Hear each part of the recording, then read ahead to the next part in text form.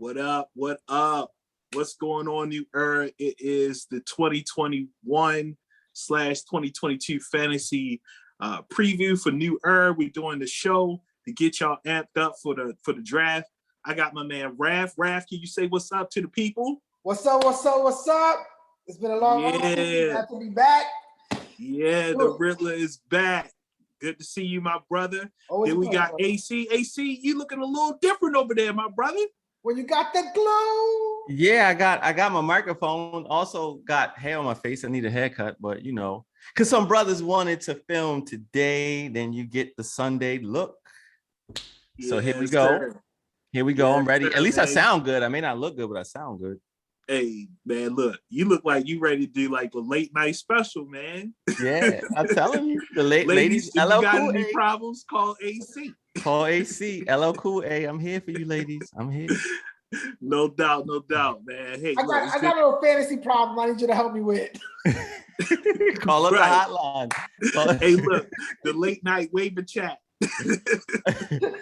Late nights with AC. Like, what's your fantasy problem? Talk to me. Yes, sir. Hey, look, fellas, it's good to be back with y'all. We're doing a keeper show. So most basically what we're doing is we're running down all the keepers since everybody's locked in their positions. We want to kick this off, go through the teams, see how we feeling about the keepers, how we're feeling about our teams as well. So let's do this. Let's keep it real simple.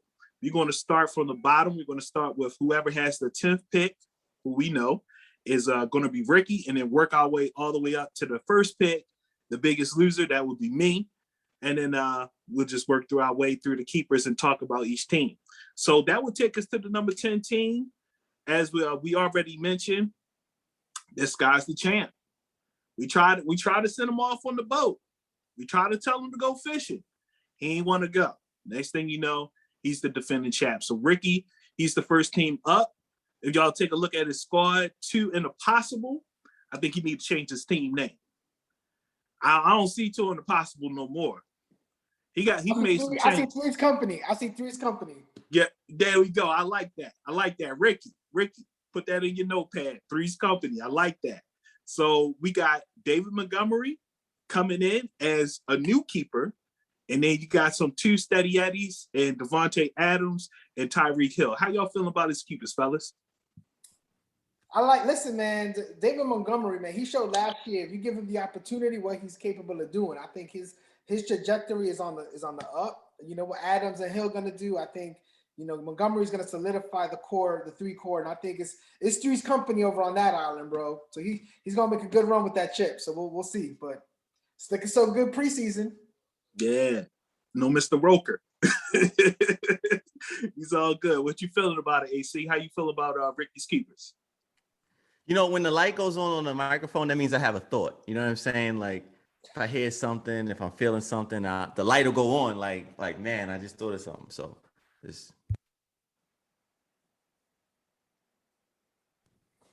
y'all see that? You like that? You like that? I got special effects this year. All right. So my thought is Ricky's still 2 in the possible because having owned Montgomery, he's the champ, like no doubt, but it takes a whole team, you know what I'm saying? But he is the undisputed champion, that's no doubt. But knowing what I know about Montgomery, I know that he had a great run through the last maybe 5 weeks of the season. My question is going to be, can he replicate that? Until Montgomery shows that he can get through a season and put up consistent numbers every week, I'm still looking at Ricky as those keepers, I should say, as you have 2 studs, two absolute studs, and then you have a guy where it's like, I don't know if he can do that, like show and prove David Montgomery. You got Justin Fields, who, you know, let's be honest, he's gonna take the field at some point. He's gonna be running around. So, you know, I still think Ricky, or at least in the Montgomery keeper, I think that it's not as sure a thing as we would like to think. That's my thought. Okay. All right. Light off. I see you. Fellas, we already know what I think of Devonta Adams and Tyreek Hill, so we'll stay at the David Montgomery. I don't think this is a David Montgomery problem. I think that this is a Matt Nagy thing. So take a deeper dive. You look at games 1 through 17. And if you take a look at those games, when you see David Montgomery score less than 15 points, typically he's getting less than 15 carries. So that's a Matt Nagy thing. That's not a David Montgomery thing. That's a Matt Nagy thing. So the question is, which Matt Nagy are we going to see? Are we going to see the first half Matt Nagy, where he's only getting 13, 14, 10, and 10 carries? Or are we going to see the later end, where he's getting 17, 32, 23, 22 carries? If we see that, David Montgomery's legit. I got no questions about him. So it's all about Matt Nagy, what he's going to do with that offense. Has he learned his lesson to keep it simple, put that football in his gut, and let him do his business? If he does that, David Montgomery, spot on. That's a great keeper. And I think for the composition of Ricky's team, he had to go with David Montgomery. Chris Carson, nah. You know, we already know what Chris Carson is. He's a nice guy. He's steady Eddie, but he gets hurt. He gets nicked up. And right now, Ricky needs to get young. Keep getting young. Keep counting on that stud. So I tell you what, I got a good feeling about this because Matt Nagy is playing for his job. So he's going to try to get these wins. And the best way to win is, hey, look, get Montgomery the ball. Montgomery Ward. It always come through for you, if you know what I mean. So, look, that covers it. Did anybody have any extra thoughts on Ricky? If we're going to do a deep dive, then we had to do it right. So look at his game log. Is he playing Houston next year? Is Minnesota going to be that bad next year? Most likely. I see. That's where I disagree. I don't think Minnesota will be to the tune, and then game flow, but to the tune of 146 yards and 2 touchdowns. You can never call a performance. And I think we all want to be conservative. We just don't want to say a guy's going to come out there and do, 8,000 points on the team. But I would like to think with Mike Zimmer, the way that Minnesota, builds up their teams, I don't think that they're going to allow him to do that. He may come out there and, at the end of the day, I listen, I own Montgomery. I study Montgomery. I think that he is the kind of guy, yes, if you give any running back the carries, but they're also getting the carries because of game script and game flow, really more game flow. Like they're winning, they're ahead. I think that the dynamics change or can change year to year for a team. I think that Chicago is a little different now. You don't have Mitchell Trubisky back there throwing the ball. You're going to have Justin Fields now in that pocket, delivering that ball, running, dynamic. It's just different dynamics. And on top of that, when you start to look at like what he did and when he did it, it kind of correlates to a series of just junk teams. Jacksonville, Minnesota, Houston. That was weeks 14, 15, and 16 of the playoffs. He got to Green Bay and he put in work. But again, Green Bay is an elite team. The first time when they played, did he play? I don't know. Yeah, nah. He did his thing. So, yeah. At the end of the day, I think that, Montgomery would have to show again. I think whether it's the coach, it's not really him. It's never really the player, so I shouldn't say that. But overall, for the Bears, for the system, if you want to say Matt Nagy, all that, like they would have to show again, that they can do that. And I think that looking at how he finished the season against the teams he finished it against, I think we can all say he had a great run. I don't know if he can do that again. I think that I would definitely rather have him than not. It's not a question about did Ricky pick the right guy. I just think, I'm not feeling like I have, say, Dalvin Cook right now. I'm not feeling like I have. I'm just saying, give me the top backs right now. I don't feel like I have Jonathan Taylor right now. I feel like I have a guy that if things break his way, I can, rub shoulders with everybody else. But it's like I can't. If you were like, hey, bet on it, I don't know if I would be able to make that bet. That's all I'm saying. Well, AC, so here's really is the question. Over and under 16 points for David Montgomery on a weekly basis. What's your take? Over under? I don't think that's hard to do though, Raph. But I think give a guy 15 carries. Give a guy 15 carries, right? David Montgomery is like a lifetime so far, basically 4-yard a carry guy. So 15 carries at 4 yards a carry is going to give you 60, right? So I think he can get at least 9 points a game. As far as getting in the end zone, I think he is the goal to go back. So I see weeks where he's going to get in that end zone. Put him at about 15-ish, catch a few passes. You got to remember Tariq Cohen's still there. And I believe that they drafted another running back. Somehow, some way they add another running back, I think. The reason, so you're going over 16 points a game. I'm saying, well, I don't know why you set it at 16, but I could see him on a weekly basis getting anywhere from, say, that 9 points I just talked about up to like 20, somewhere in there. It just fluctuates, you know? The reason I'm saying that is because when we're talking about keepers, you're talking about foundational pieces, right? You don't need them to overperform, but you don't need them to burn. I think people who get burned on the David Montgomery train are people who relied on him to get that over 16, and he's putting up those 9, 10, 12 points, game script dependent or not. But Raph, if they, okay, again, you chose 16, but I'm going to say 15. Okay. If a guy can get you 15 points over 16 games, I mean, for a running back, that's not that great, actually. That's about what, 242, 241, something like that.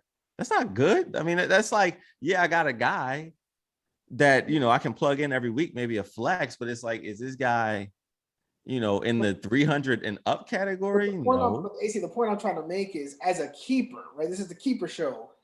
Compared to the alternatives, I would rather bank on David Montgomery 2021, continuing what he did in the back end of 2020 as a foundational piece who's not going to burn me versus, you know. I'm not right. Like, I agree. Like I said, I think Ricky made all of the correct choices. It's just when we get to my team, you know what I'm saying? It'll be the same kind of philosophy. Like, yeah, but you're like, all I'm saying here is, you know, looking at Montgomery for what he is, I'm going to look at those last few games and say he just had, you know, hell of a game. Like, he has some all-time just good game, great game, whatever you want to call it. The dude is not going to come out there every week and get 32 points. That's just the reality. So when you just say, okay, who is he really? Is he more about the 32 point per game guy? Or is he more like the 11, 12 that he was getting for most of the season guy? I'm saying that I think, like, yeah, he's going to come out there. He is a lead back. He has a great skill set. But it's like, look, and Ricky had to keep him. I think it was definitely the right pick. All I'm saying is I have a question mark for Montgomery. I just want to see him do it again, you know, over 16 or 17 games now. That's all. Yeah, and I think that is all fair and good for a variety of reasons. Whether you want to say, hey, versus competition, he did, you know, lighter, or he did better versus lighter competition, or whether that's a Matt Nagy thing. For whatever the reason may be, he's not considered as upper echelon because you have those question marks, which I think is all fair and good. But I think what we all can agree is that this is not a David Montgomery issue. It's a situational issue. So with that being said, it is what it is. That's his keeper. We flushed out what we feel about David Montgomery. I don't think anybody got anything to say about Devonta Adams and Tyreek Hill. So we can move on to the number 9 team. All right, so the number 9 team, the guy that came up just a little bit short of that championship was Clyde and Go Seek. And that's a great place to start when it comes to Marvin's team. We got Aaron Jones, we got Antonio Gibson, and Clyde himself, Clyde Edwards Hilaire. What are y'all feelings about Clyde and Go Seek?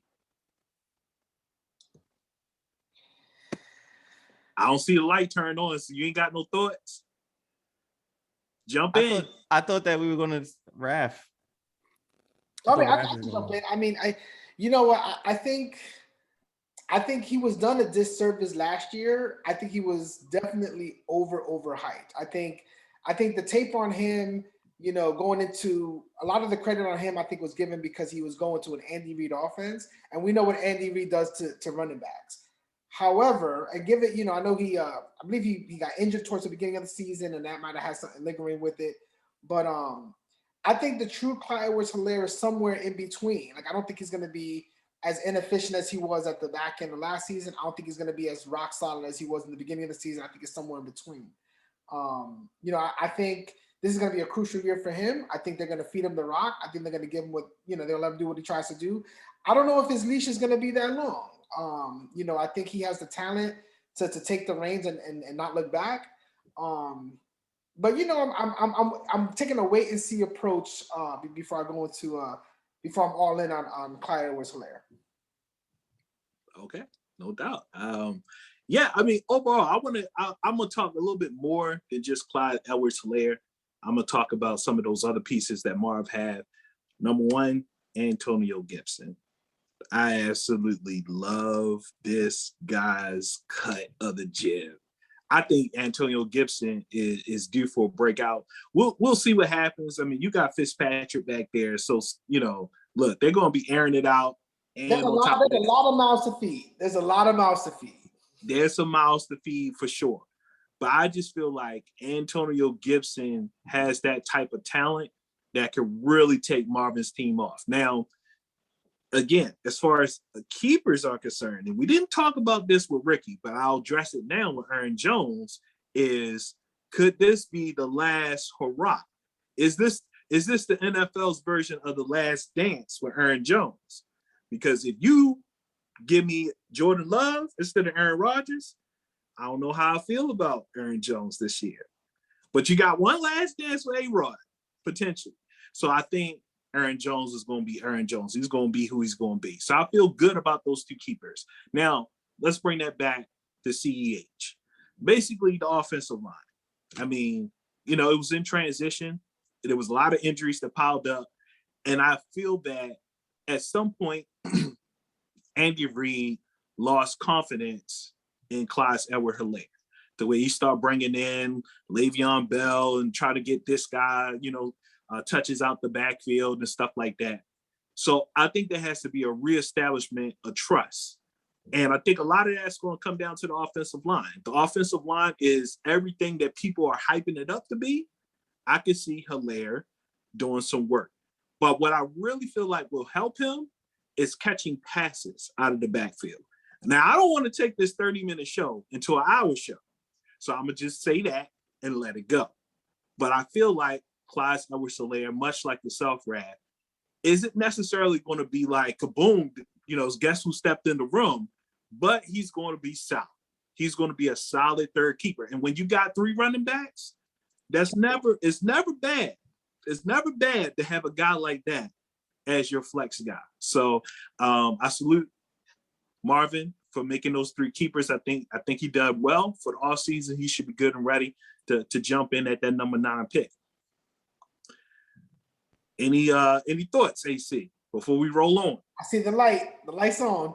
See the light. I think that for every set of keepers, honestly, I'm just going to say this across all 10 teams. I think everybody in this league has made the right decision with all of their keepers. I really can't see one team that just let the person that should not go back into the draft go. Raph, I know your struggles is well documented. At the end of the day, we'll get there, I guess, next. You made the right decision. So I'm just going to go ahead and throw that caveat so we can just throw it out the window. So Marv made the right selections. Clyde Helaire, I think that he just nobody really goes with me on this theory, but I feel like he's undersized, and I think that catches up. Like if you look across the league and you see undersized guys, they only get so much of a workload. I don't care if it's just a few inches or whatever. It's just a trend that I've seen personally. And I think that he falls into that category. Maybe it's just like one of those misconceptions about guys like that. Because I know Emmitt Smith was like a good 5'9". So maybe it's just a misconception. But I'm telling you, look across the league, over years, you're just seeing that. I can't tell you the last, guy, that with his measurables that have gotten one of those big boy loads. You know what I'm saying? But I think that when given the opportunity, I think that Clyde has shown his worth. I don't think that he's left anything on the table. I know I was frustrated in the Super Bowl when they weren't running him because he was very effective. So I think this will just come down to, will he be productive with the work that he's given? I think, yeah, a resounding yeah. I just think that Andy Reid, like a few of these other coaches, just kind of had this notion with, guys like that where they're just not giving them like everything. So, that's my only take. Gibson, I believe in Gibson as well.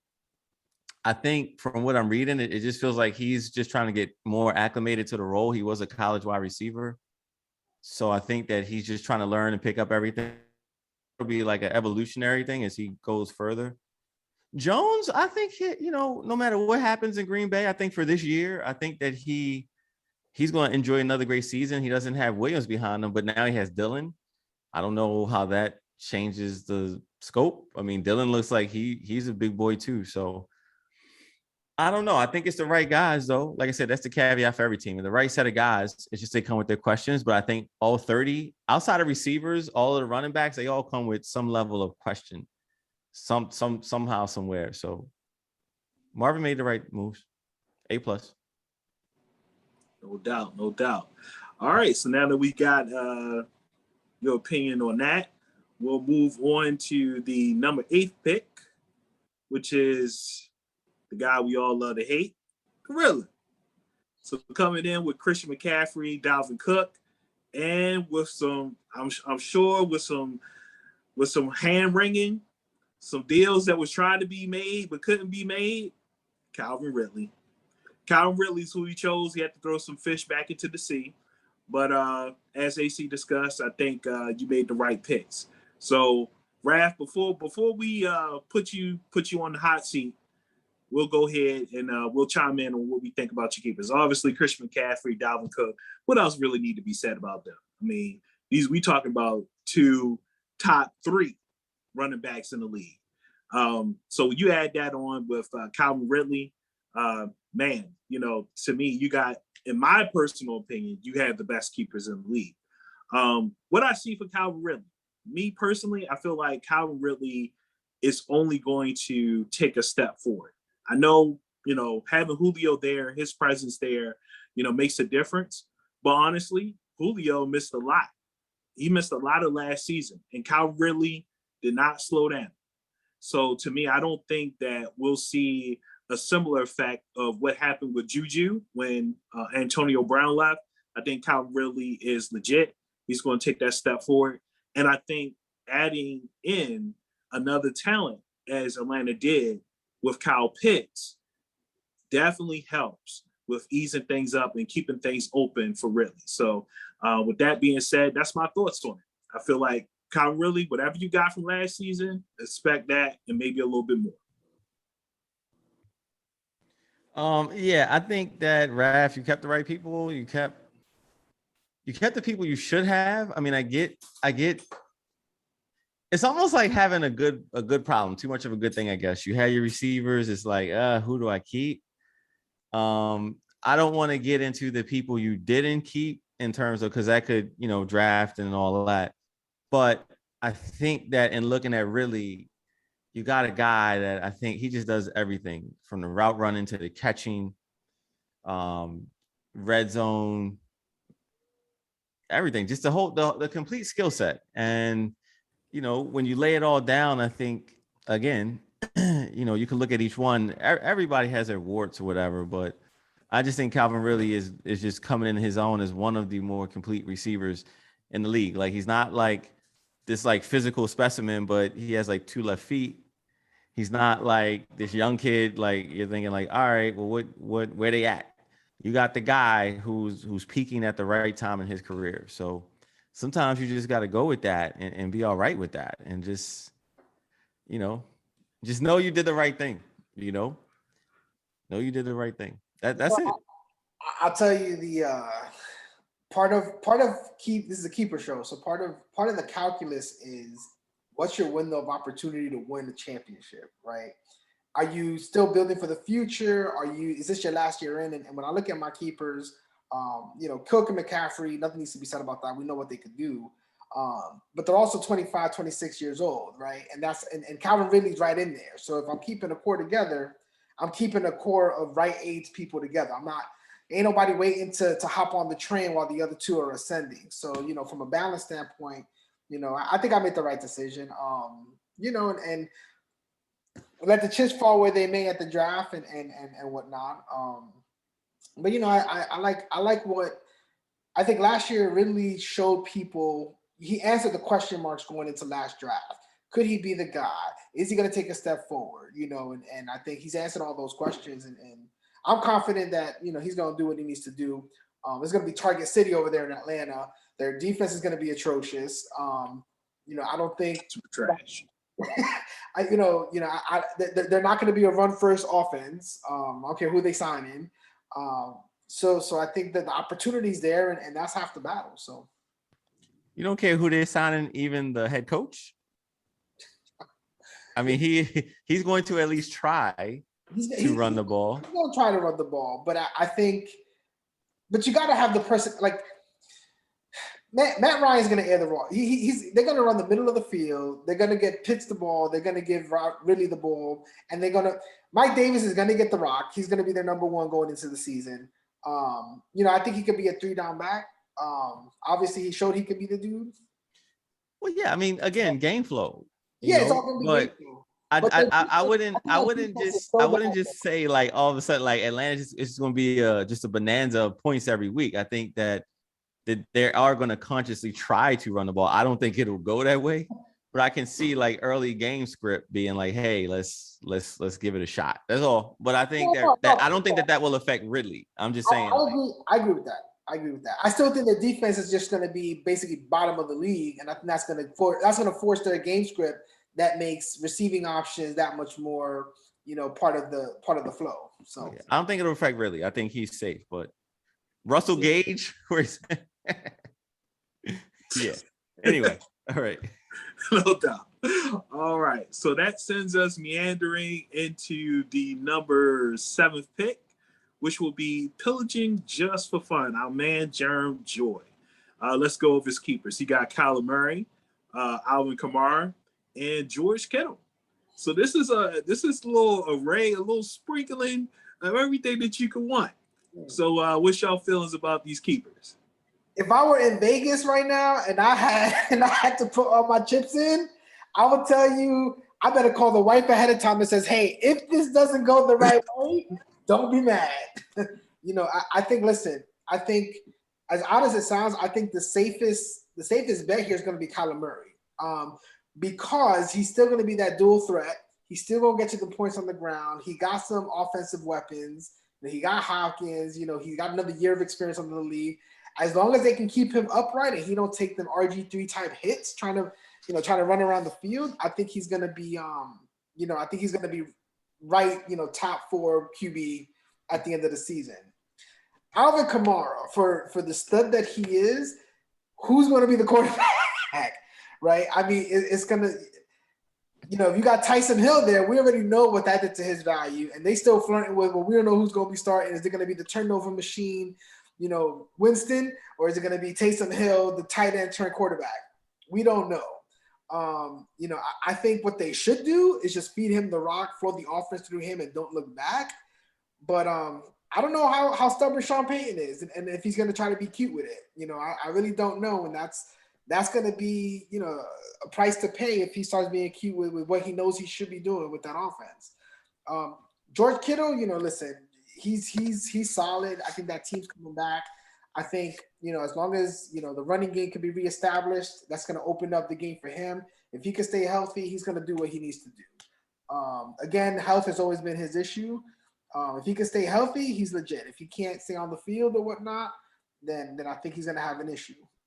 But that's my quick take. Raph, I want to, in our new push for technology, can you allow me to share the screen, please? Yes, I can. Let me make you a host, if you will.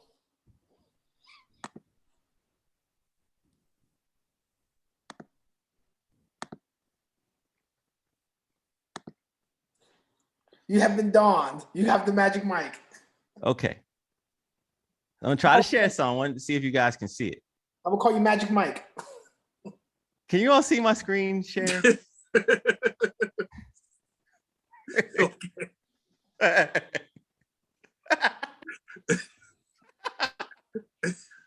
Have a nice day. Have a nice day. Okay. I turn the mic.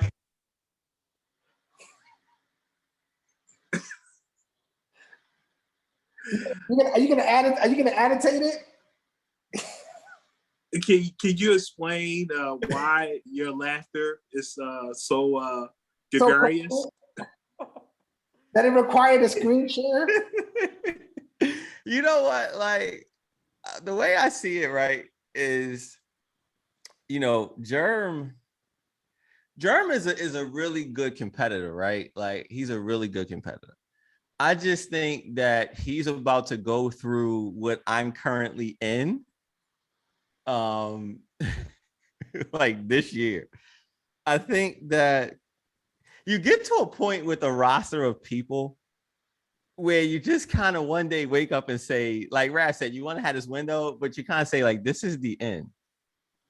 And you start making decisions and choices, and you look back like, all right, well, where did I go wrong? Like, where did I miss a beat, or what's this, what's that, right? That's kind of how I feel about Germ's keeper situation. And even rewinding back into the season, that's how I feel about like where he's going with his team right now. Now look, we can all be in this together, because I know I'm currently digging out, but I know I definitely got room for Jeremy. This ain't the boat. This is more like you in like that cave.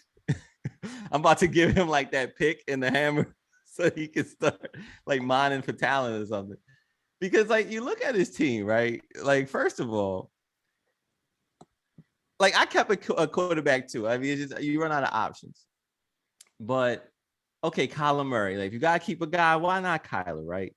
And then you look at Kamara. But again, who really wants to keep a QB? Like, that's like the last option. That's like when you go home, like the shame that you have. Like, say you did something wrong in like work or personal, and now you gotta like face your wife and tell her like some bad news or something you did. That's like keeping the QB. Like, you just don't want to do it unless you're talking about maybe Mahomes. Then you look at Kamara, right? Which I think that Kamara is going to get his love this year, but it's no secret that New Orleans is just a mess. Like, I really personally wouldn't. If I had Kamara on my team, it's like, yeah, cool. I got a guy. I think he's going to do what he does. But do I think? Remember that game? He got like 6 touchdowns. And granted, I mean, yeah, he's not going to repeat that every week. But just the ceiling of a guy where you're like, man, like this guy's going to come out and get 10 catches, 90 yards, 2 touchdowns in the air. He's going to carry another 10, 15 times for another 80 yards. Like New Orleans, and just like you're talking about Matt Nagy problem, well, the great Sean Payton, man, look, Kamara is a star, so I don't want to get that wrong, but whew, sometimes you land in some situations. Did the screen stop sharing? Yes. So we can see you, brother. Okay. So sometimes you land in some situations, man, where you just like, you know what? I just don't know where this is going. And I think that's what New Orleans is about to go through. The whole team. Like, honestly, the whole team. Personally, I'd probably start Jameis Winston if I'm Peyton, because you know that offense is going to get the rolling and there's going to be mistakes. But this Taysom Hill thing, man, I think we need to make a 3-way bet. How long will Taysom Hill be the starter? So that's Kamara, man. It's just an uneasy feeling. Like, he's a star, but I just don't know what that team is going to do. Then you look at Kittle. Again, like, you're not really looking to keep a tight end. Like, it's like, man, you just don't want to do it. But I guess, you kind of have to. So I just look at it like this. And we're not really talking about the draft. This is keepers. But I just look at Germ's team like, man, for the people you kept, you're going to have to do some digging in that draft, boy, because you got a tight end, a quarterback, and a running back. Like, all right, like, good luck. So that's why I'm laughing. I mean, I'm not laughing. I'm kind of laughing at Germ, but at the same time, it's like, you with me though? Like, realize that. like he can be like. So approach this year to be a gentleman is you find it difficult sometimes. I get it. It's not even difficult. I mean, listen, this year, Rav, I said that I owe you one where I'm not going at you, else I gotta pay like the penalty. But if we gotta just keep it 100, keep it like real, then it's like, look, Jerm, your keepers leave a lot to be desired, bro. A lot. Like you have good guys individually. You have guys that like top the cherry off on a team.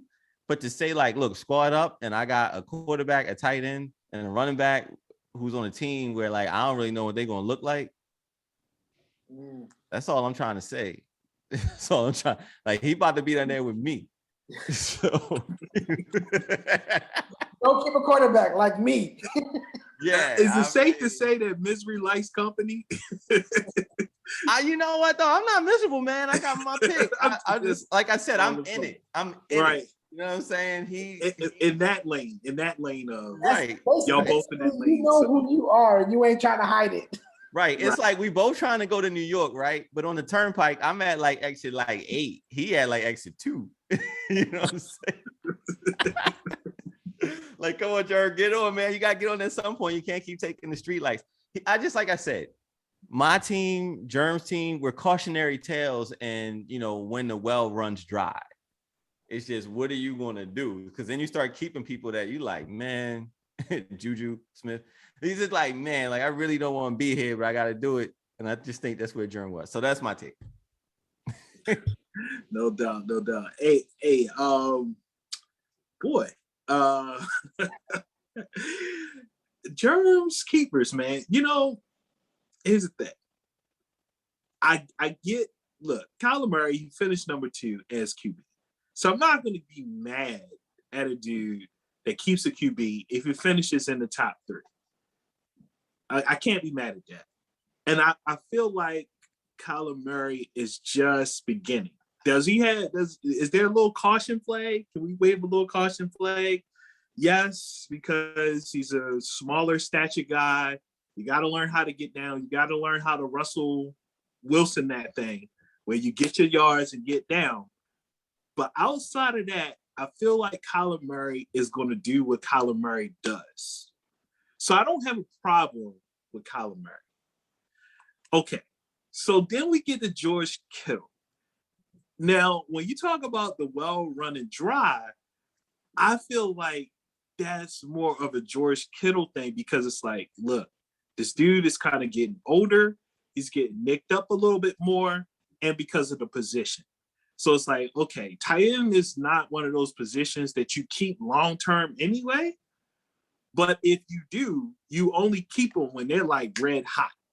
So the question is, it's like, Jeremy, do you think that George Kittle is still a red hot tight end? Maybe, but that's if he stays healthy. So right now, I don't really know what to make of George Kittle because it's like, well, dude, you've been hurt a lot. Now, when he's healthy, I think that offense has no choice but to go to him. But if he ain't healthy, then guess what? He's gonna be on that exit. He's gonna be on that lane trying to figure his way out, the whole season. And I don't think he's gonna find any takers on George Hill. Now that sends me to Alvin Kamara. Now here's what's interesting about Alvin Kamara. Alvin Kamara, a beloved running back of mine. I love Alvin Kamara, love his swag, love the way that they use him. But it's an interesting thing with him because Alvin Kamara, he has these like boom and bust games. This is Drew Brees or Taysom Hill, regardless of that. He has these boom and bust moments where game 1, he scores 26 points. Very good game, but not like back-breaking. But then game 2, game 3, he scores 41 and 45. Then 5 and 6, he scores 24 and 22, right? All right, now let's get to the Taysom Hill point.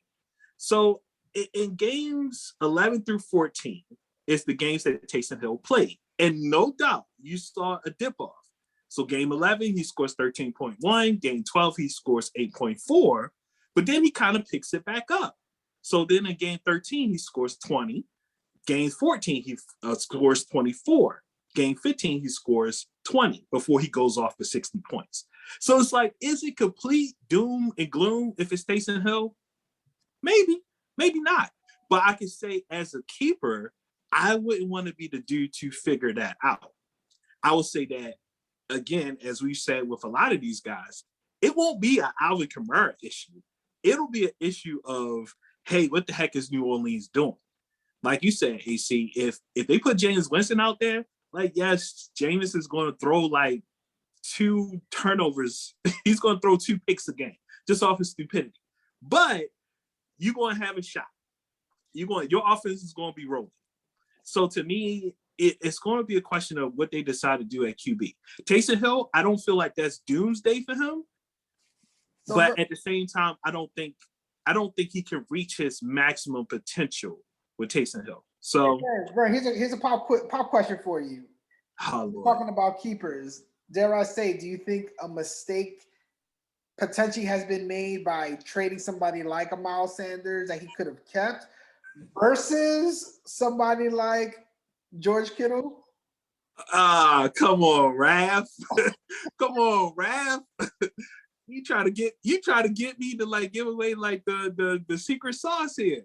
No, it ain't no secret because he's off the team. But my point is he had a decision to make.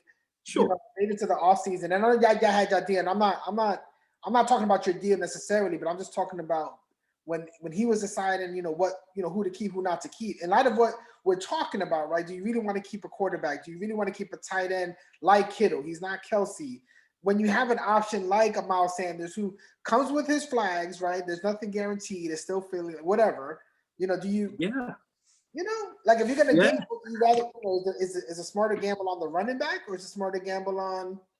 That's really the question, right? Maybe there's no answer to that. Yes, I think that's the real question. So I will say, hey, look, if Miles Sanders was sitting here instead of George Kittle, guess what we be talking about? We talk about Miles Sanders. How many carries he's going to get? Is he going to be splitting back? What about Kerryon Johnson? What about Serrano? Like, what is he going to do? Like, it'll be the same thing, but the feeling would be a little bit different. It would just feel a little bit different. And that's just because of preference. All of us have our own preferences. And I think that for the most part, most of us are kind of like tight end. Like, nah, I ain't trying to keep no tight end. But it's like those same questions you could have about a running back. And you'll be like, well, you know what? At least it's a running back. So I think it's more so about that. I don't think it's necessarily like, well, hey, Kittle and Miles Sanders, like, what do you think? Like, well, obviously I didn't trade for Kittle, so obviously I think Miles Sanders. But I just feel like from a stability standpoint, like, yeah, give me Miles Sanders. Because it's like, well, dude, like, in order for them to win games, you have to go through Miles Sanders.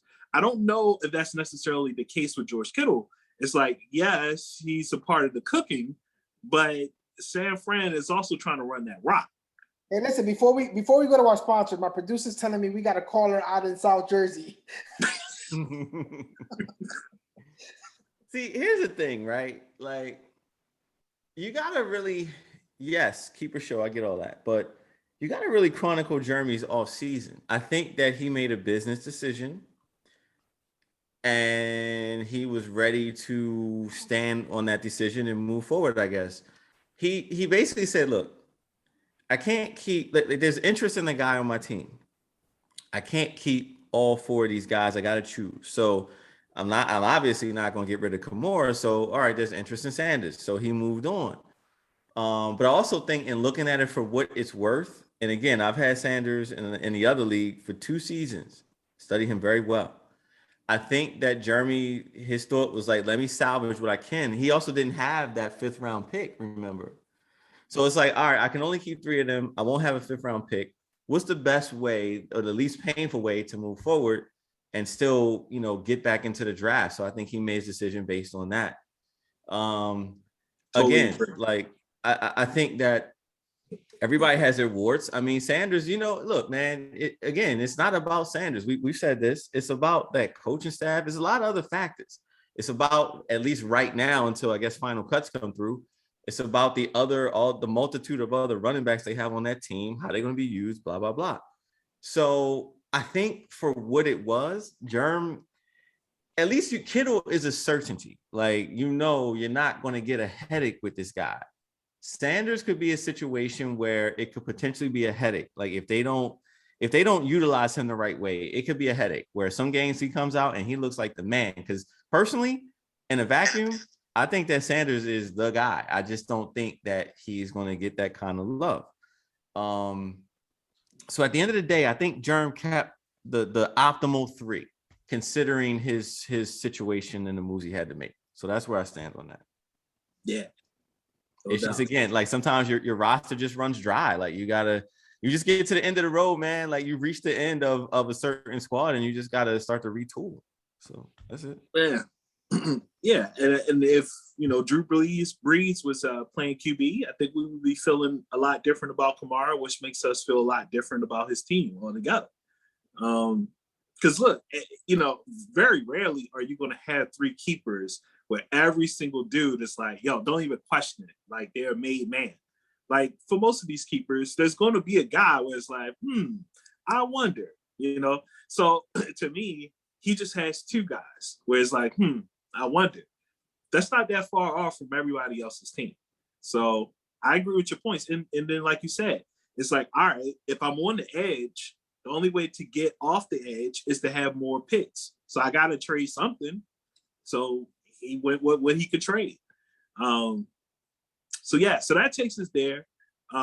Wraps us up on him, which sends us over to the number 6 pick.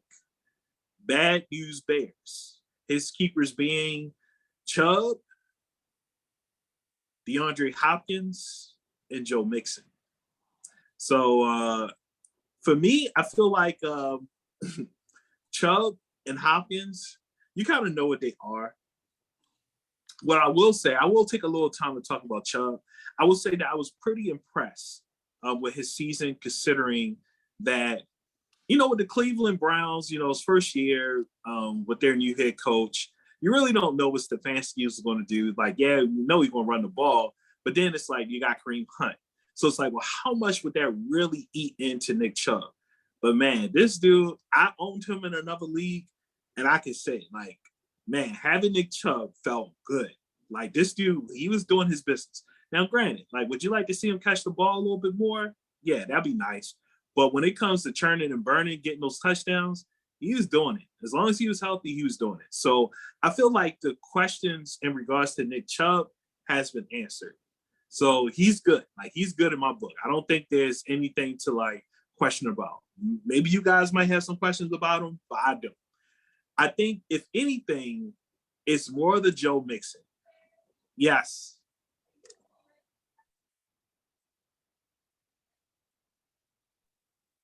So when it comes to Joe Mixon, it's a thing of like when. I know, like, people have been enamored with his talent. They've been wanting him to, like, really take off. But when is going to be the season? First, it was the offensive line. Then it was the QB. Then he was hurt. Then it was it's like, when? Like, at what point are you going to take off? So this is kind of like a hoping and wishing and dreaming. I kind of find it ironic that even though he's a keeper, that Gene has him on the IR already. So I kind of find that funny. But if this dude can stay healthy, man, with Joe Burrow and now with Jamar Chase there to kind of open things up, I think there's a chance. But I just, it's just one of those things where it's like, if you put a gun to my head and say, hey, Joe Mixon, like, you rolling with him, I'm going to have to say nah. Yeah, I think that the only focus of Gene's team for me is Joe Mixon. I think that, you can have all the talent in the world. It looks like Cincinnati's starting to develop it, but with no O-line. So they had a choice to make in the draft. Chase, who they picked, or the offensive lineman. I'm going to be honest with you. I think that they get caught up in a lot of the same mistakes that other teams do. They went for Cleveland Light. They're Cleveland Light. They're Cleveland Light. Huh? I'm going to call them Cleveland Light. They get caught up in the names and the stars and all that.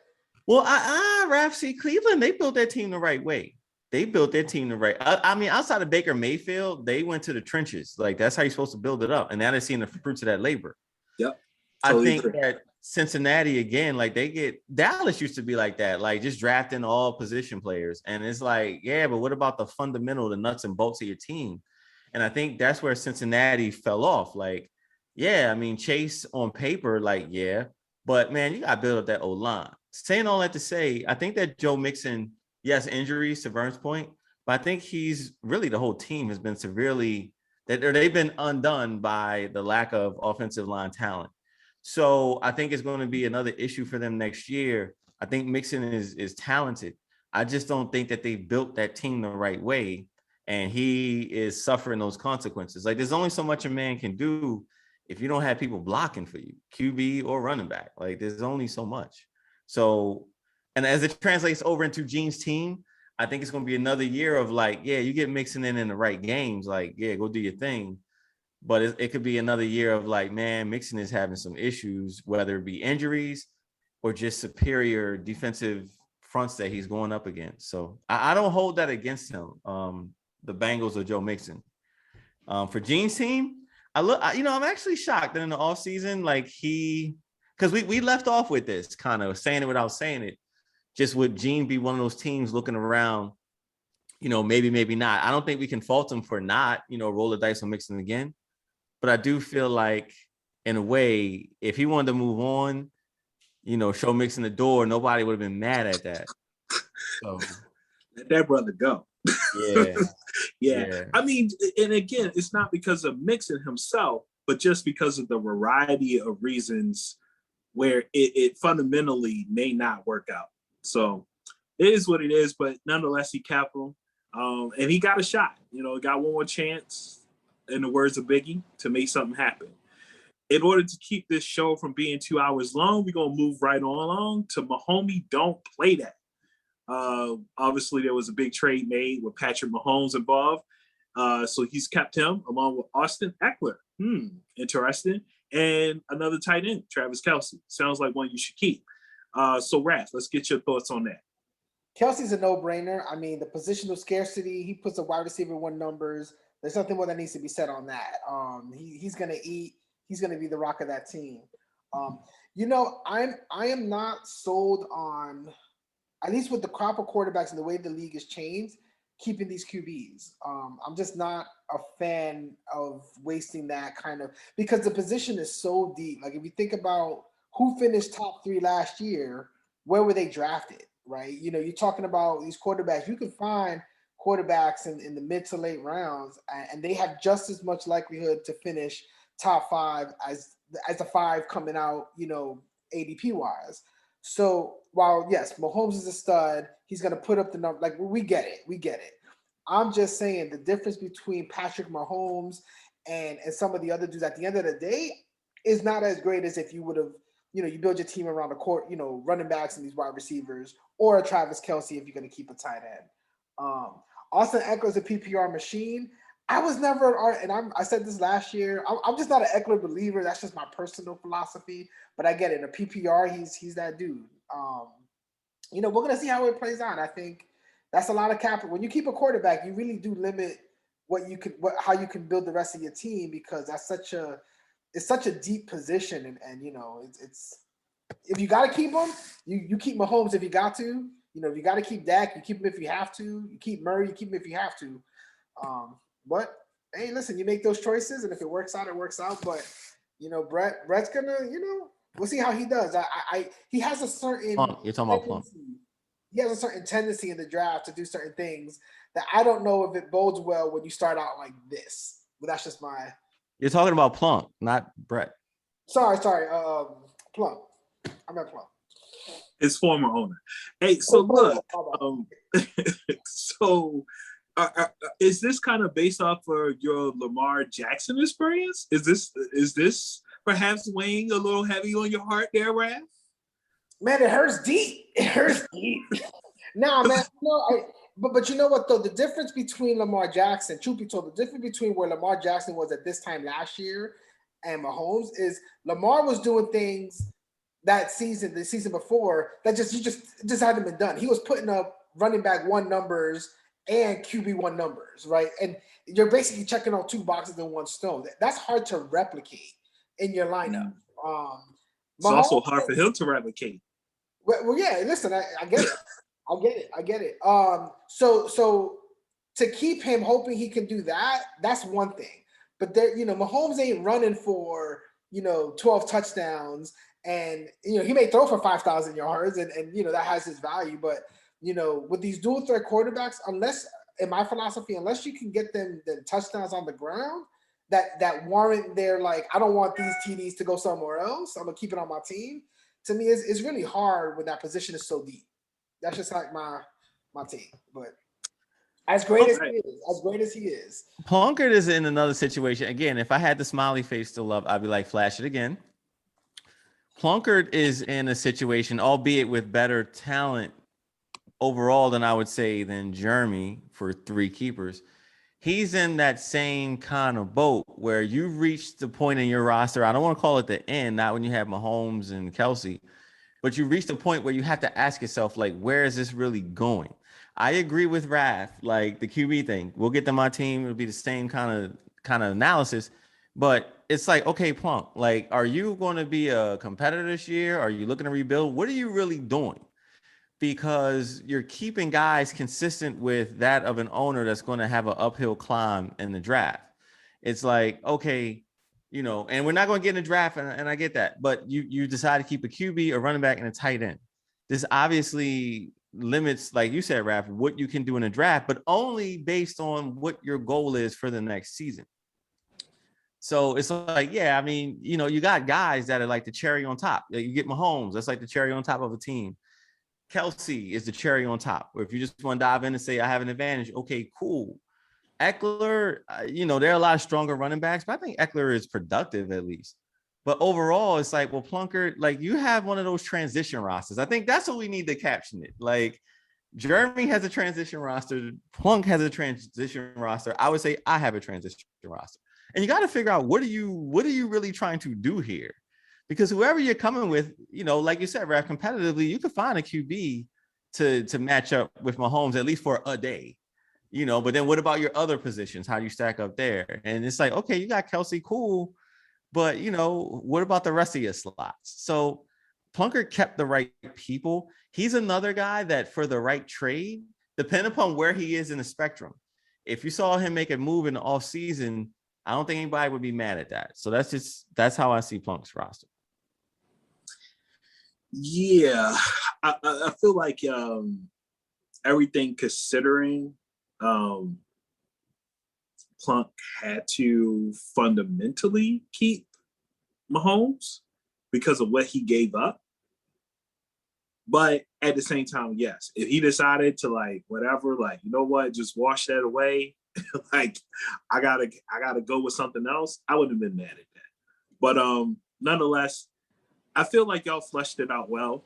Y'all know my opinions about QBs. QBs can wait. But it is Patrick Mahomes. So is it a chance that he could be a top 3 QB? Yeah, it's pretty likely, especially with a better offensive line. So I don't think anybody is killing him for that. But I don't think necessarily, like, that may be the point of focus for him. I would say more of the focus for him is keep an eye on Travis Kelsey and make sure, like, he's good. Like, he ain't falling off. As long as he's not falling off, and as long as Eckler is doing what Eckler's supposed to do, then it's like, okay, yeah, maybe revisit the Patrick Mahomes thing, especially if he's going to be outside that top 3. So just to keep it moving, let's see. We are going to pick number 5. Oh, I'm sorry. Pick number 4, 100 Proof, Romel, who is keeping – it feels like we're now getting into a theme of things. Josh Jacobs, Darren Waller, and CeeDee Lamb. Spicy. AC, CeeDee Lamb, how you feeling? Yeah, I mean, all cards on the table. I tried to reach out about him early on all season. I never got a call back. So I guess, or any kind of notification back. So I guess that would indicate that the brother was like looking at him. Who knows?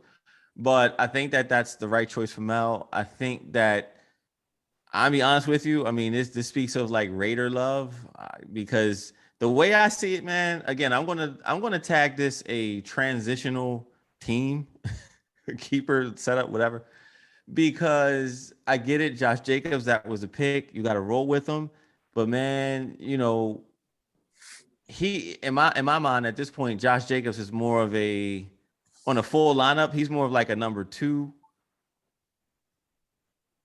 And I'll just leave it at that. I think there are days where he could be number 3, but overall, I think he's a number 2. And then Waller, like, I get it again, but look, in fantasy roster construction at the keeper stage, when you're keeping a tight end, you're like you said, Vern, it's a temporary bandage. Like, let me get from one season to the other and do right in the upcoming season. I don't think a tight end is where you should be hanging your hat year after year after year after year. But that's just my personal opinion.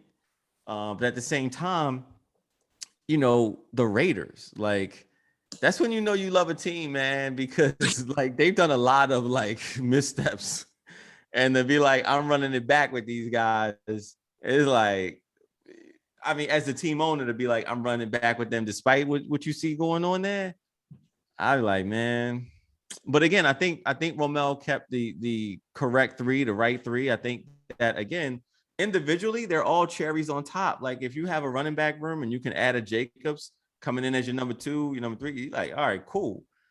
To just be like, this is who I'm rolling with. I think that, Mel, he did the best he could do with what he had, and what he had is pretty decent. So still a transitional lineup, though. I mean, I think that this Raiders thing is going to just be a disaster, but I mean, they'll get points.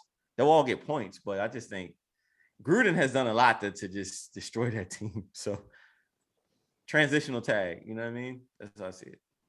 No, Mel used to hit me on my cell phone. I don't know what happened. It's one of these things. I think when we and it ain't no secret. I mean, I think I reached out to Mel. He don't pick up my calls, so it's all good. But I think if you're gonna hang your hat and your alliance, your fantasy roster to a certain NFL team, it got to be the right team. The Raiders, they just don't. They don't call me as, I'm gonna hang my hat on you guys and rock with. It ain't the Kansas City Chiefs, right? It's not like I'm going Tyreek Hill and Travis Kelsey and Patrick Mahomes, that's the right stack. I'm not sure I'm trying to stack, anybody in Vegas. For reasons already stated, I think CeeDee Lamb is the future in Dallas at that position. I think that's the right gamble to take if you just want to stay ahead of the curve. But there are a lot of mouths to feed in Dallas, right? Dak he's coming back from injury. Is he going to be 100%? Is he not? Like, how is that going to affect, how they wind up producing or what their numbers wind up being? So, I think he'll figure it out. He can draft. He's shown the ability to build the roster. I just don't know from a construction standpoint if the Raiders are the ones I'm stacking. Just so. No doubt. Well, with that in mind, we'll keep the show moving. We will move on to no more parties in NJ. AC, you are keeping Dakota Prescott, Ezekiel Elliott, and Deandre Swift. Raph, would you like to double back and start talking about AC's keepers? What your feelings are? And by the way, Aaron, you had the 3rd pick. Raph has the mute thing on. He may not. Yeah, no problem. So look, just to keep it moving. Okay, everybody that has 2 ears have heard about the concerns about Dak Prescott. We kind of know what it is. Like, hey, hopefully week 1, this dude is healthy. But I saw a lot of good out of Dak Prescott, where it's like, okay, yes, AC, we know that that's not what your real plan is, but for this year, if you had to roll with Dak and he's healthy and he's everything he was last year, fantasy-wise, not real life, but fantasy-wise, like, yeah, he was that dude. He was lighting it up. Ezekiel Elliott is looking in the best shape of his career. He can now wear his shirts above his belly button proudly. No more guttage. So that's always good. So I have a feeling that Ezekiel Elliott will be just fine. Deandre Swift has Anthony Lynn, who is known for running the football. So hopefully the Detroit Lions will finally learn how to run the football. But I feel like if there's anything to question, it's more about that. It's like, all right, does Anthony Lynn take a liking to Deandre Swift? Like, we know Dak, if he's healthy, he's going to do his thing. But like, is Anthony Lynn going to let Swift really get off like that or not? But other than that, as was already said, like you did what you got to do. If you didn't want to spend the picks, then you kept the guys that you're supposed to keep. Now, if you wanted to make a trade, I feel like this is also a spot where it's like, well, hey, why not make a trade? But, every team has a, different, I guess, theory on how they like to build their team. So you didn't make a trade, and it is what it is. So I like you guys. That's my thoughts. Yeah, I'll go real quick. I mean, again, last year the draft was just a disaster for me. We covered that. I made sure to cover that for my own pity party over here. But I feel like, Swift was one of the guys that I got, and it was like, all right, I think the dude is uber talented. It's just something about those lines. I never trust them, ever. So even as I keep them rolling into the off season, again, transitional tag. So, I know that hopefully Romel, Germ, and Plunkett all feel the type of way after watching this video. It's cool. And they'll be like, what about your team? I'll be like, well, yeah, me too. Transitional tag. What exit are you on, AC? Oh, that's right. I'm on exit 9. At first I was 8, about 30 minutes ago. I'm on 9 now. You know what I'm saying? I'm trying to get to exit 13.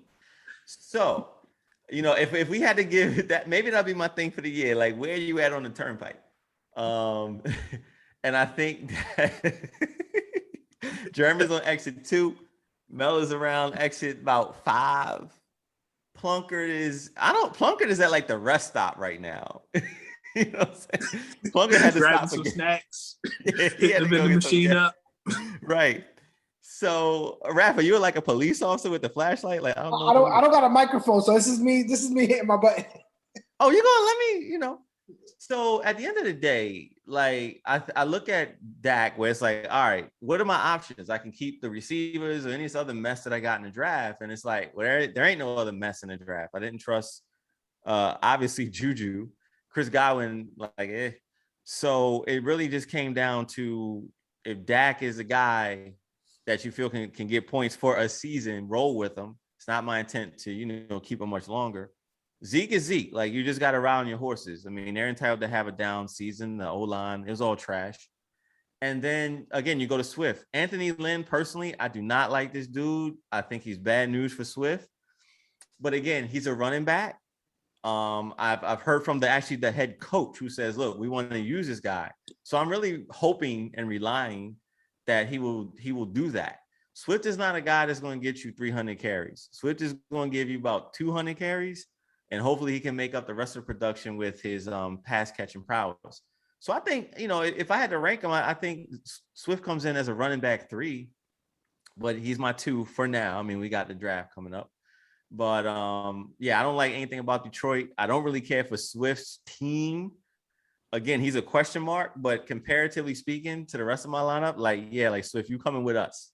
You know what I'm saying? It's like you got Jay, you got Beanie Siegel, and then you got like Oskino Sparks. Like, you just gotta take them. You rather have Memphis Bleak. It's like, Bleak ain't here.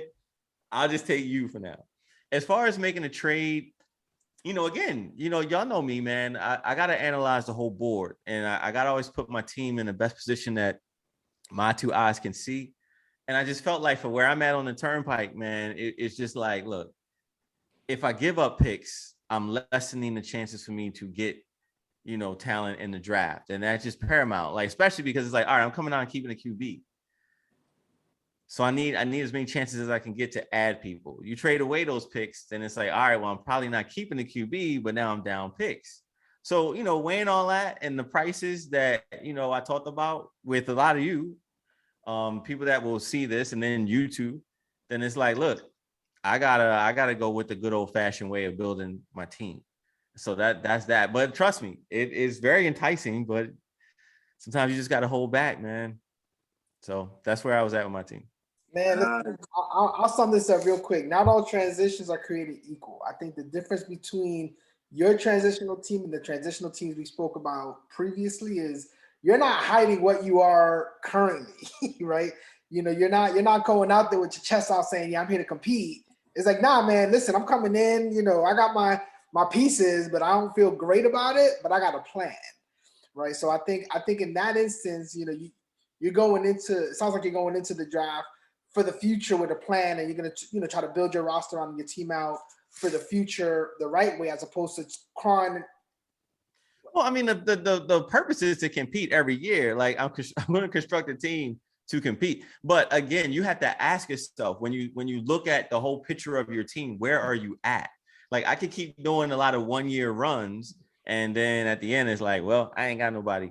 Or it's like, look, you got to try to infuse the current talent, you know what I'm saying, with the future. So that's all. That's all. Yeah, and I think, to that point though, I mean, Deandre Swift, if you're like young workhorse running backs are prime, even in a bad situation like the Lions or really, really bad teams.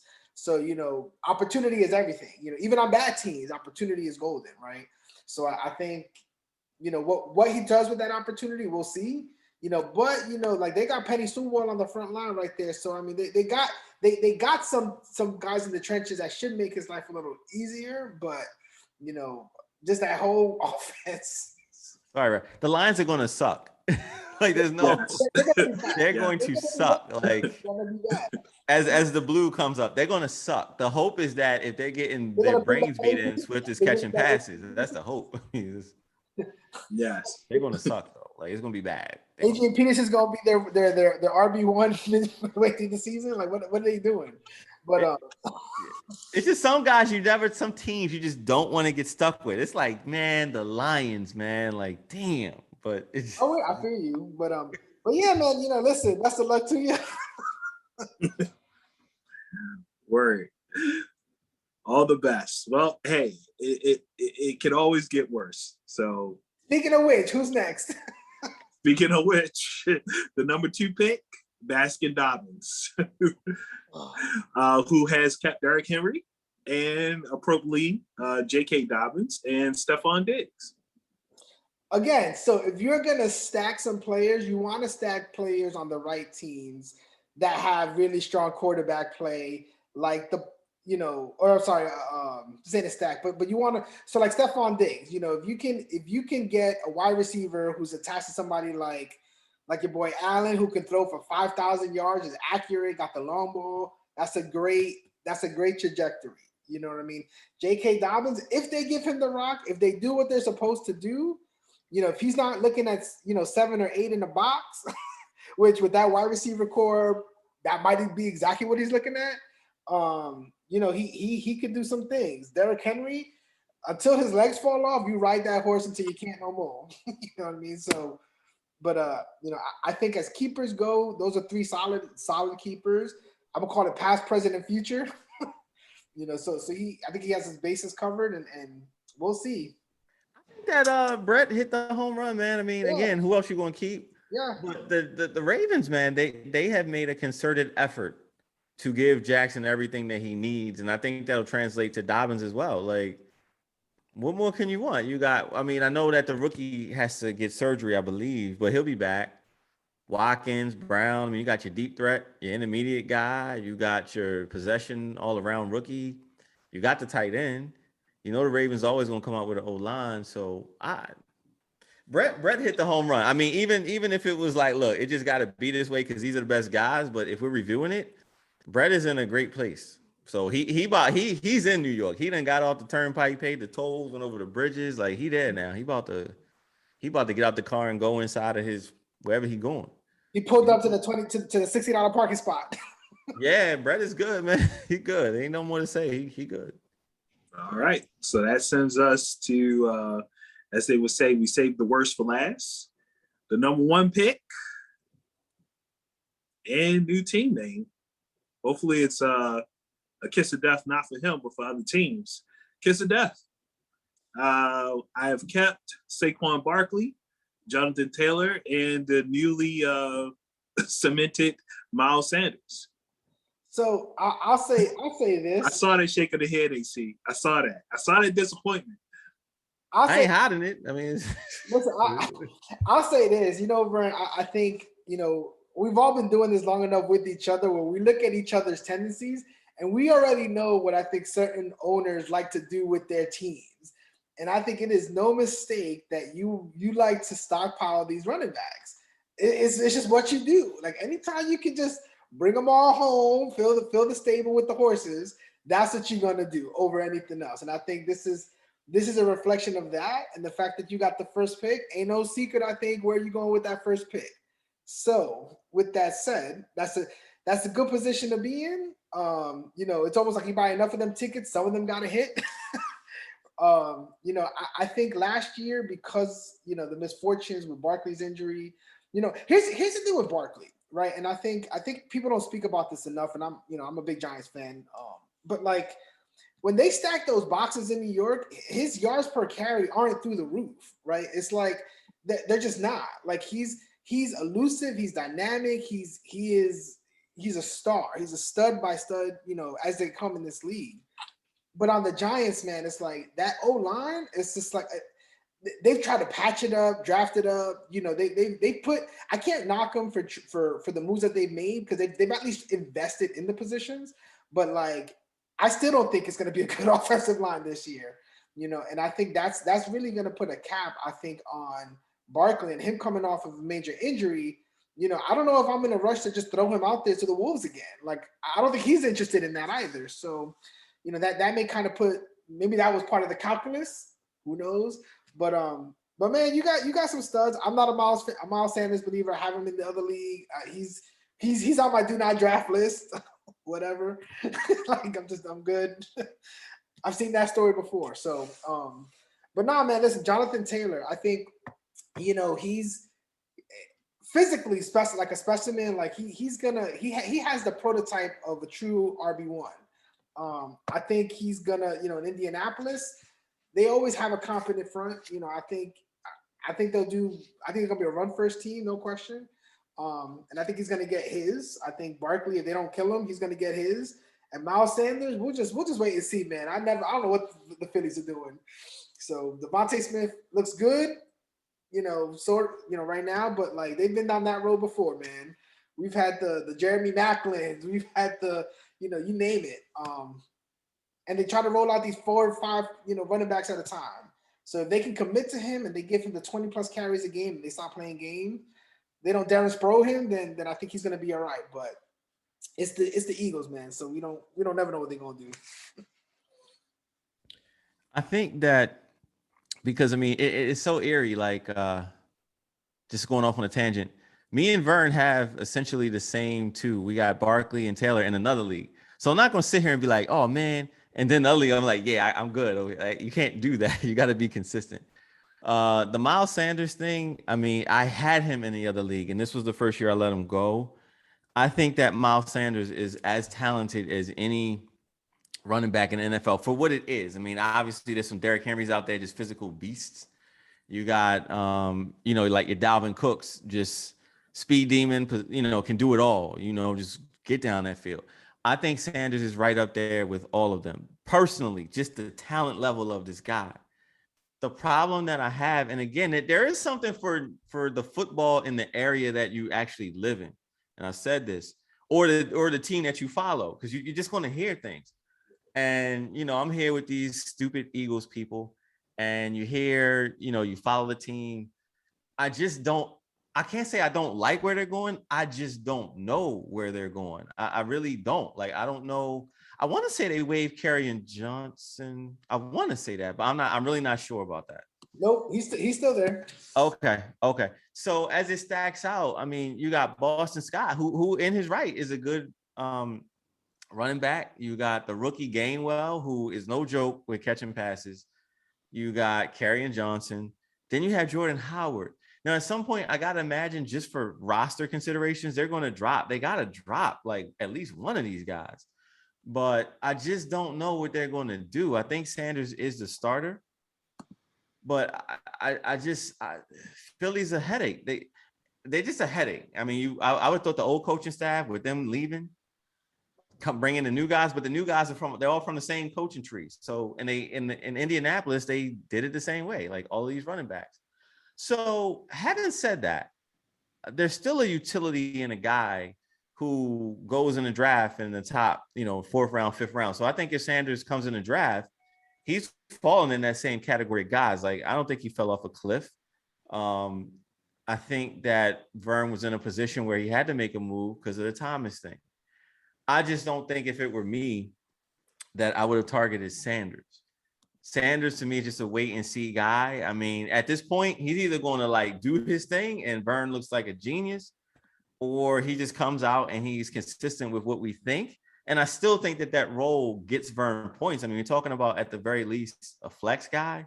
Like he's not counting on him to like bring him home. He's just like, look, just go out there and do your thing. Do enough over somebody else's flex. And I think that that'll be a winner, you know, more weeks than not. But I just, these situations, man, are just these hard question marks. I'm like, I'll pass. Like, I really pass. I got no more time for that. I got enough question marks. I don't need no more.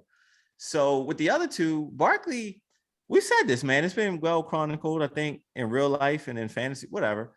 I think that he needs to become a running back. I've never felt that he's a running back. I feel like he's just a great game breaker, playmaker, athlete, ultimate athlete. But I don't know that he's a nuanced running back. So even with this, maybe not the best O-line, he's never been a guy like, all right, let me get between these tackles and do what I do. And when he got hurt, it was just him trying to do, in my mind, too much. So my hope is that he, in this offseason, he would have learned, like, look, just take the plays that are there. Don't keep doing this Barry Sanders thing, bouncing and doing more than you should do. Just take the hit, go down. And when it's your time to shine, like, go ahead and break that 80-yard run or whatever. So my question for him is just, in his time off, has he developed more the nuances of becoming an NFL running back? I think Taylor's a beast. But again, just like if I'm going to be fair to when I was talking about Montgomery, I got to be fair to Taylor. He got that at the end versus some real pancakes of teams. Like, all right, like these guys ain't really like that. But he did his thing, same as Montgomery. So I got to be consistent across the board. I would like to see what Taylor's going to do, you know, now that he's arrived over a 16-game stretch. But again, Indianapolis, like Marlon Mack, Naeem Hines, like all these other guys, like it's annoying. But I think his talent ultimately wins out. Overall, I think Vern is in a great position. Yeah, I mean, the Miles Sanders thing, he gave up the pick. But at the end of the day, you're talking about your flex guy, like, you know. You can make that calculus, or you can take that risk when you got the top pick.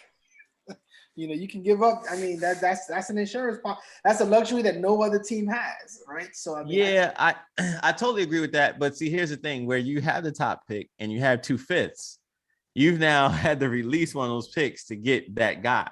So there's always a ripple effect or trickle effect. So, you know, not that he's in any worse position because you had to let go of a third guy to bring in a keeper and give up a higher end pick. I don't think that will frustrate his drafting strategy. But if you're one of the have-nots and you're looking at this team, you're like, oh, he had to give up currency. You want all that? Yeah, like he had to give a pick. Like, I'm cool with that. And then it's like, I'm cool with it for a guy that's like, I don't know. So Vern made a calculated move. We'll see if it works. But overall, I can't throw no stones at it from a totality of the circumstances analysis. There you go. Well said. Well spoken. I think that pretty much encompasses all my thoughts about my team. There's some question marks, you know, whether that's Barkley, whether that's Taylor, whether that's Sanders. All these dudes got question marks for different reasons. None of them related to them actually being a talent, probably besides Barkley. And I really feel like with Barkley, you know, as Raph pointed out, it's really an offensive line thing. But yeah, so as AC said, you know, in a perfect case scenario, I don't make any trade, quite frankly. You know, I just roll with Michael Thomas and let that be that. But I had to do something. So it's like, all right, I got the extra 5th or whatever extra picks. I got to do something. But I don't want to, like, dig into my draft. So this is kind of like the compromise. It's like, yeah, you know, I could have went all the way to the top, but it's probably better for me to, hey, just do it in the draft. Put in a guy that I could put in the flex and feel good about. And if he doesn't turn out to be the guy, like, okay, no big deal. So that's where I'm at with it.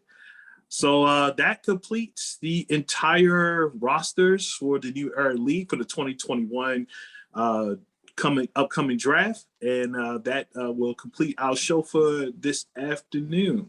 So, fellas, I will see y'all in 48 hours. Good chatting it up with y'all. All the best to your teams, except when you face me. And any other salutations before we close this out?